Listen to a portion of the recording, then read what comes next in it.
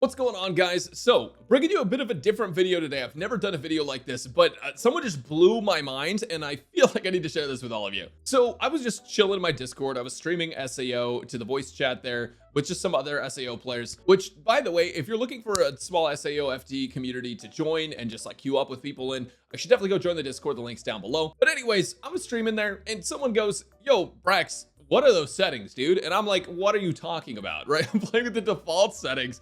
My character looks, I think it looks fine. Like, graphics are on high, you know, I feel like everything looks good. Well, as it turns out, there's some insane quality of life things that you can do that just nobody tells you in the game. And I feel like it's a pretty big game changer. So I wanted to go over the best settings that I found for this game and that somebody pointed out to me over in my Discord, because they will literally change everything about the game for you.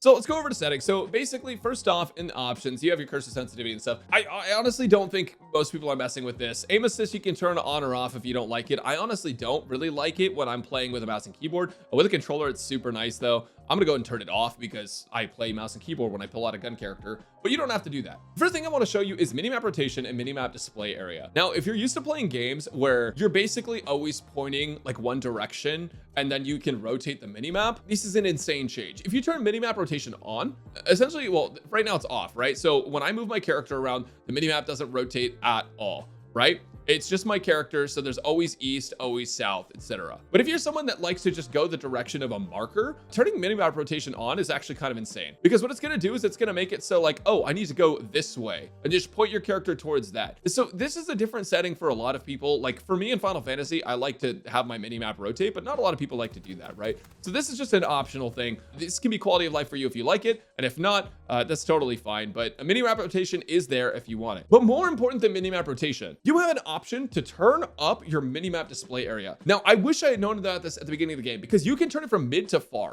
All right, so you can see the boss on the minimap right now, right? But just barely. You can barely see the boss. Actually, you can't even see the boss now. So I'm gonna go to options. I'm gonna go to minimap display area, hit far, save. And would you look at that? The boss gets so much closer to you, because now you have so much more range of what you can actually see on your map. It feels like you're moving a lot slower, but look how much range you gain by turning that on. I'm gonna go into options and turn it back down to mid, which is default.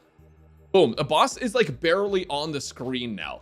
So if you're in open world, and even not in open world, if you're in just co-op quest or something, this is a game changer. Being able to see so far out will tell you exactly the location of things you're looking for.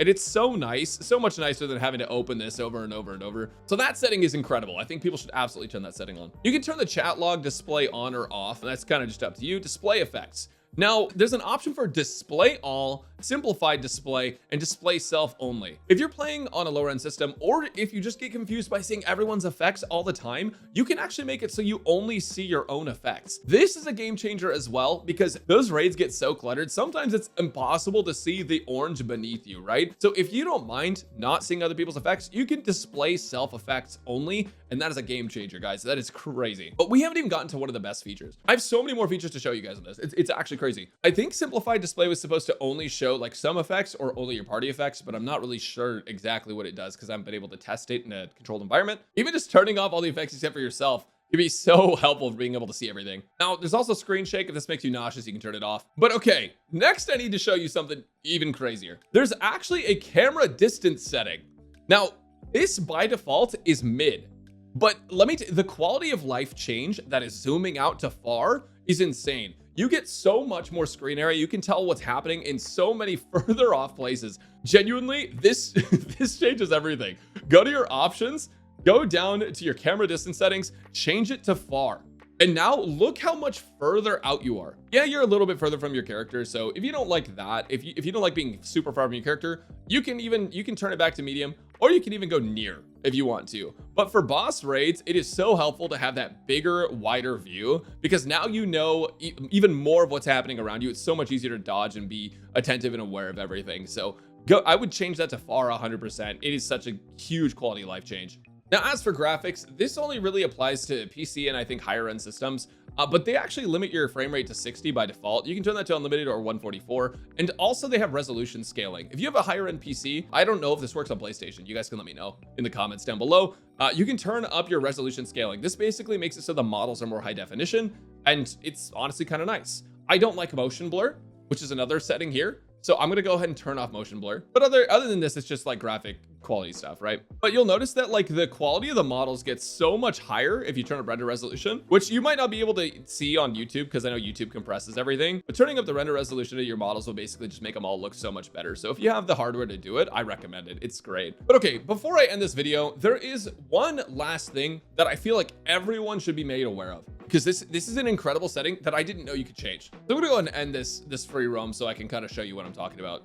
Wow, 100 that's crazy. Okay, so now that we're at the main menu, I didn't know this, but when I first started playing this game, it asked me what region I want to play in. I thought I was gonna be region locked, so I switched to NA. I say switched, but I only mean that because I downloaded this game when I was in Japan, but I was playing in NA because I thought that was the only way to really play the game, right? Because I thought that if I didn't choose NA, I would be locked to low ping when I went back to America. So, but I found out if you go to network, there's a bunch of settings you can turn on and off. So there's actually a video streaming mode and an anonymous mode. Video streaming mode will make it so that other players' in-game names will show as character names and numbers. So that way you don't have to expose any of the players that you're streaming with. And anonymous mode is the same thing, but it's for streamers, or it's for players who just don't want their name to be shown, right? And this is super nice because let's say like if you have raid anxiety, or if you have anxiety about people coming after you, or just like you don't want your name out there, your username out there, you don't want everyone to be paying attention to you, you can turn anonymous mode on. It's just going to show your character name and number, and now you don't have to worry about any sort of harassment, people coming after you, people adding you as a friend, stuff like that. You're going to be good. Well, I think people can still technically add you as a friend, but they're not going to know who you are. And maybe I'm wrong. Maybe they can't add you as a friend. I haven't tried it, but these are super nice quality of life modes. And crossplay settings, you can basically choose to play with or without console players if you're on PC, and if you're on console, you can choose to play with PC players. I recommend keeping this on. It helps you matchmake faster. But speaking of matchmake faster, this is what I wanted to show you. You can actually change your matchmaking region. Now, a lot of people knew this already, and I feel a little silly for not knowing about it, but there's more benefits than just ping. All right, if you're an NA player and you're struggling because you can't find a match, it's taking like 5 to 10 minutes to find a match to 5 players. That's because everyone's playing this game on Asia, and you should switch to Asia if you want to get instant queues. The difference in time is crazy. Now, granted, there are plenty of players in North America, plenty of players on Europe, but let's say you're up late in North America, queues are super slow. Switch over to Asia. There's no penalty for this at all, except you'll have a little less good ping. If your internet tends to struggle with this sort of stuff, it might hit you pretty bad. But if you really want to find super fast games, switching to Asia, there's so many more players in Asia, I feel like, or maybe more active players. This will help you get into the game so quick, so incredibly fast. And I just until today, I didn't know this is an option you had. So now there is a downside to this, right? If everyone sees this video and they're like, oh my God, I'm gonna go to Asia, then NA servers are dead, EU servers are dead. And I fully acknowledge that. Like, well, actually, I don't fully acknowledge it because, to be honest, the amount of people that are going to see this and actually act on it is going to be so small that it probably won't affect much. But I do acknowledge that there is going to be some sort of shift in players that are going to move to Asia, especially as the game goes on and loses player base, or unless it just gains and gains and gains, which would be ideal. Obviously, we don't want everyone to play on Asia. It kind of screws over North America and Europe. So I highly recommend playing when you're at peak hours, playing on your normal main server. But let's say you're just trying to grind stuff out as fast as possible. Going to Asia is going to save you a ton of time because you're gonna get instant queues. So yeah, these settings are insane. I didn't realize how many things you could change about your game by changing your settings, and I hope this video helped you guys out because I learned a lot in Discord when I was streaming this game to some random people that we were just hanging out with. So, and again, if you guys want to join the SAO FD community in my Discord and find some people to play with, make sure to click the Discord link down below. But yeah, thank you guys so much for watching. I'll have more content on the way for you guys soon. Later.